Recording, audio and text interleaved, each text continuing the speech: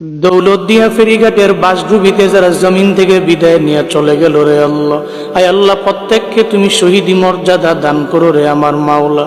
আয় আল্লাহ কান্নার আওয়াজ, আয় আল্লাহ বাবা কান্না করে নিজের সন্তানের জন্য, স্বামী কান্না করে স্ত্রীর জন্য।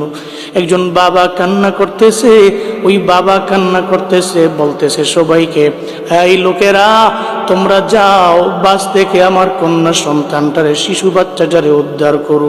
স্বামী কান্না করে, আমার স্ত্রীকে নিয়ে আমি ঢাকার দিকে রওনা হলাম, আমার স্ত্রীর কি উপায় হবে? স্ত্রীটাও তো আজকে বাসের ভিতরে জমিন থেকে বিদায় নিয়ে চলে যাইতেছে।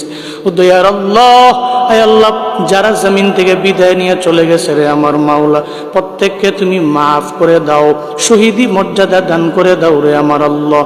আয় আল্লাহ প্রত্যেকটা পরিবারকে তোমার হাতে দিয়ে দিলাম, জিম্মাদার হয়ে যাও রে আল্লাহ।